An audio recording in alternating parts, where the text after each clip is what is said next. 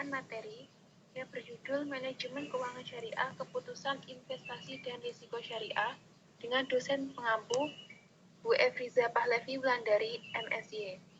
Anggota kelompok 11, yang pertama Anissa Amalia Alin dengan NIM 12640420218. Yang kedua Awalin Candika Wulandari dengan NIM 12640420219.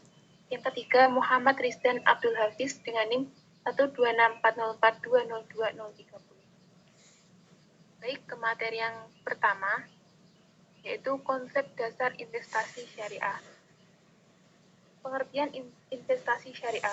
Dalam Islam memang tidak ditemukan adanya terminologi investasi, namun kegiatan investasi keuangan menurut syariah berkaitan dengan kegiatan perdagangan atau kegiatan usaha, dan investasi keuangan syariah harus berkaitan dengan kegiatan sektor-sektor yang berbasis syariah. Untuk memahami konsep investasi syariah harus dikembangkan dahulu pengertian transaksi keuangan menurut syariah Islam. Investasi syariah merupakan investasi yang dijalankan berdasarkan syariat Islam secara halal dan tanpa ada unsur riba.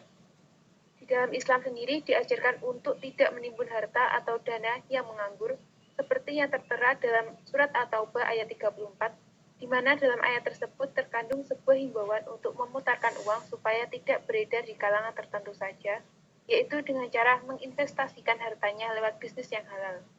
Khalifah Umar juga menekankan agar umat Islam menggunakan model mereka secara produktif dengan berkata, mereka yang mempunyai uang perlu mengembangkannya atau menginvestasikannya, dan mereka yang mempunyai tanah perlu mengolahnya.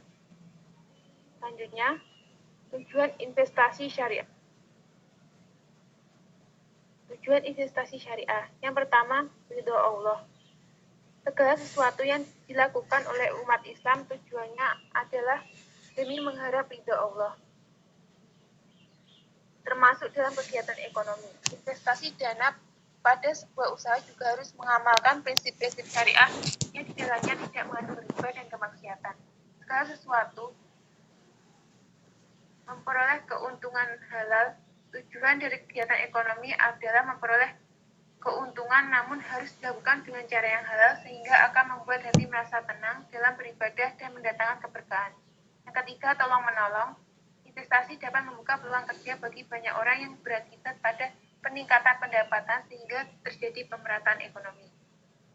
Kemudian ada bentuk akad dalam investasi syariah. Yang pertama, akad musyarakah atau syirkah atau perkongsian. Yang kedua, mudharabah. Yang ketiga, ijarah, sewa atau jasa. Yang keempat, kafalah. Dan yang kelima, wakalah. Kemudian slide selanjutnya, teori, prinsip, dan rambu-rambu investasi syariah. Yang pertama ada teori investasi syariah. Sumantoro 1990 menyebutkan 3 hal utama yang mendorong orang melakukan investasi, yaitu mendapatkan kehidupan yang lebih baik pada masa mendatang, menghindari kemerosotan harta akibat inflasi, dan memanfaatkan kemudahan ekonomi yang diberikan pemerintah. Secara umum, investasi berarti penundaan konsumsi saat ini untuk konsumsi pada masa yang akan datang, dengan pengertian bahwa investasi adalah menempatkan modal atau dana pada aset yang diharapkan memberikan hasil atau meningkatkan nilai pada masa yang akan datang. Dari sini, investasi diawali dengan mengorbankan potensi konsumsi saat ini untuk mendapatkan peluang yang lebih baik atau besar pada masa yang akan datang. Kemudian ada prinsip-prinsip investasi syariah. Yang pertama, tidak mencari rezeki pada sektor usaha haram. Yang kedua, tidak menzolimi dan tidak boleh dizolimi. Yang ketiga, keadilan pendistribusian pendapatan. Yang keempat, transaksi dilakukan tanpa ada paksaan. Yang kelima, tidak ada unsur riba, gharar, perjudian, penipuan, dan maksiat. Kemudian materi selanjutnya akan dilanjutkan oleh Saudara Rizky. Rambu-rambu investasi syariah. Satria mengemukakan rambu-rambu pencapaian tujuan investasi syariah adalah sebagai berikut. 1. Terbebas dari unsur riba. Riba sebagai kelebihan yang tidak ada padanan mengganti yang tidak dibenarkan syariah yang disyaratkan oleh salah satu dari dua orang yang berakat. 2. Terhindar dari unsur gharar. Gharar juga dikatakan sebagai suatu yang bersifat tidak judi.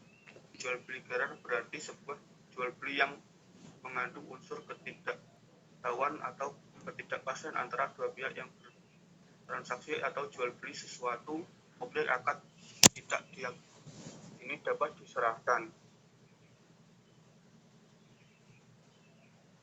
3. Terhindar dari unsur judi.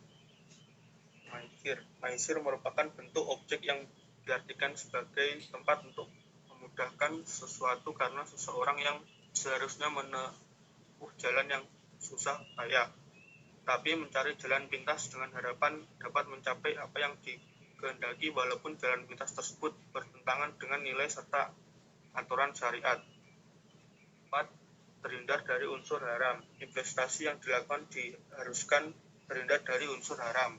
Sesuatu yang haram merupakan segala sesuatu yang dilarang oleh Allah dan Rasul. 5. Terhindar dari unsur syubhat diartikan sebagai perkara yang tercampur antara halal dan haram, tapi tidak diketahui secara pasti halal atau haram batil. Keputusan investasi syariah. Hal mendasar dalam proses pembuatan keputusan investasi adalah pemahaman hubungan antara keuntungan yang diharapkan dan risiko atau resiko suatu investasi. Hubungan risiko dan keuntungan merupakan hubungan yang linear, di mana semakin besar keuntungan maka semakin besar risiko yang akan ditanggung. Investasi keuangan menurut syariah dapat dikaitkan dengan perdagangan atau kegiatan usaha baik berbentuk produk aset ataupun jasa.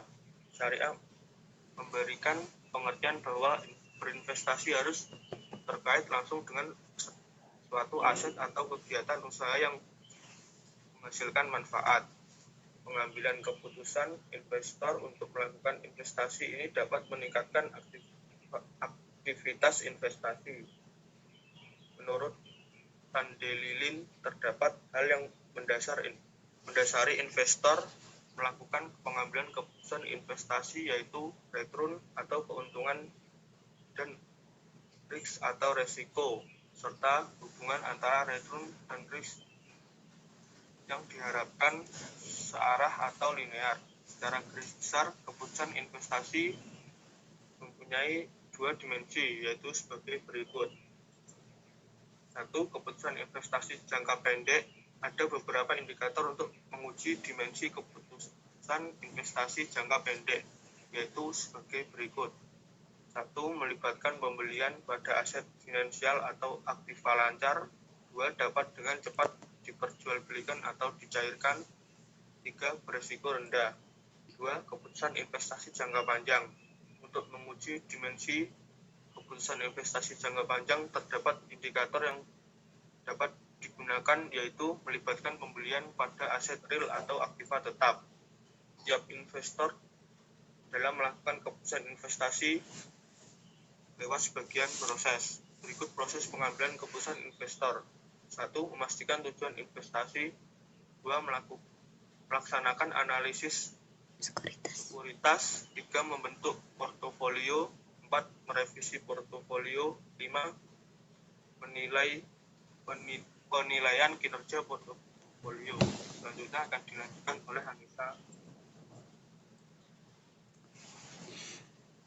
Risiko dalam investasi. Unsur spekulasi dalam perilaku investasi konvensional diyakini oleh banyak kalangan dapat memberikan kontribusi bagi berbagai krisis perekonomian dunia.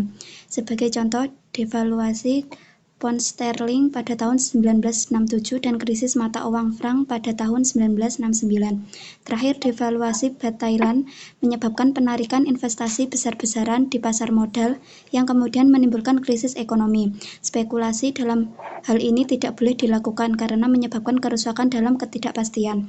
Dalam sistem ekonomi konvensional, seseorang melakukan investasi dengan motif yang berbeda-beda, di antaranya untuk memenuhi kebutuhan likuiditas, menabung dengan tujuan mendapatkan pengembalian yang lebih besar, merencanakan pensiun, untuk spekulasi, dan lain sebagainya.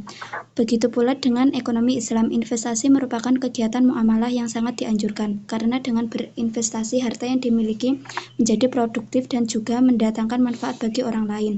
Al-Quran dengan tegas melarang aktivitas penimbunan terhadap harta yang dimiliki. Islam memiliki sistem perekonomian yang diselenggarakan dalam rangka mewujudkan kesejahteraan kehidupan manusia baik secara material maupun non-material. Investasi syariah adalah investasi yang didasarkan pada prinsip-prinsip syariah, baik investasi pada sektor real maupun sektor keuangan, sehingga investasi tidak dapat dilepaskan dari prinsip-prinsip syariah, sehingga tujuan atau niat spekulasi dalam bisnis dan investasi tidak boleh bertentangan dengan syariah. Pada dasarnya, segala aktivitas bisnis memang tidak bisa lepas dari ketiadaan, yaitu kemungkinan untung atau rugi suatu usaha, sehingga manusia berspekulasi dalam menentukan pilihan investasi usahanya, terlepas bakal untung atau rugi.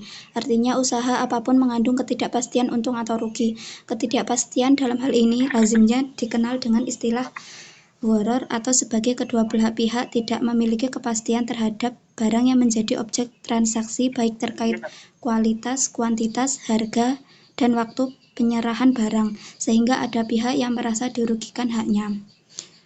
Untuk selanjutnya saya kembalikan ke moderator. Baik, Kesalahan kelas 8, kelas 2, dan kelas 3, terus sudah ada.